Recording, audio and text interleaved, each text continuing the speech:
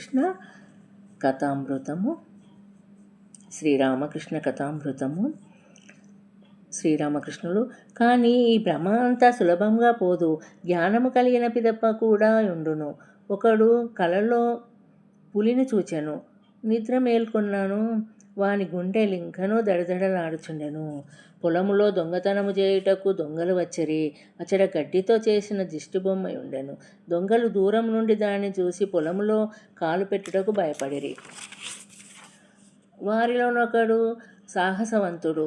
అతడు దగ్గరికి పోయి చూడ, అది మనిషి కాదు, గడ్డి బొమ్మ. అంతటనతడు, ఇది మనిషి కాదు, గడ్డి బొమ్మ, రండి అని తోటి వారులను పిలిచినను వాళ్ళు, బాబోయ్, మా గుండెలు కొట్టుకొనుచున్నవి, మేము రాము అనిరి. అంతటతడ బొమ్మ నూడదీసి నేలపై పరుండబెట్టి, ఇది మనిషి కాదు, ఇది ఏమీ కాదు అని చెప్పదొడంగెను. ఇదియే నేతి భావము. డాక్టరు చక్కని మాటలు. శ్రీరామకృష్ణులు నవ్వుచూ, చూశావా ఇంతటి మాటలో? డాక్టరు చమత్కారమైన మాటలు. శ్రీరామకృష్ణులు అట్లయితే ఒక థ్యాంక్ యూ చెప్పవయ్యా. థ్యాంక్ యూ అని ఇంగ్లీష్లోనే పలికిరి.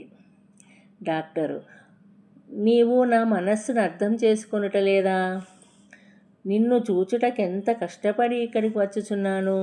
శ్రీరామకృష్ణులు నవ్వుచు, అదేమి కాదు, మూర్ఖుల మేలు కొరకే ఏదైనా చెప్పవలను. శ్రీరామకృష్ణులు అదేమి కాదు, మూర్ఖుల మేలు కొరకు ఏదైనా చెప్పవలెను. రావణుడి మరణానంతరము విభీషణుడు లంకాధిపతి అగుటకు సమ్మతింపలేదు. రామ, నిన్ను పొందితిని కదా, ఇక నాకు రాజ్యమేలా అనెను. విభీషణ, నీవు మూర్ఖుల కొరకు రాజువు కమ్ము. నీవు రాముని అంతగా సేవించితివి, దాని ఫలితము నేమి ఐశ్వర్యములు పొందగలిగితివి అని నిన్నడుగుదురు. కనీసము అట్టి వారి కొరకైనను రాజ్యము స్వీకరించి వారలకు నీతి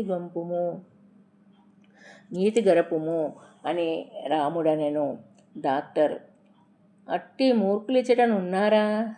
శ్రీరామకృష్ణులు నవ్వుచూ, లేకేమి, అన్ని రకాల వారు ఉన్నారు. ముత్యపు చిప్పలు ఉన్నవి, నత్తగుల్లలో ఉన్నవి. అందరూ పక్కన నవ్వుదురు. జై శ్రీరామకృష్ణ. Please subscribe.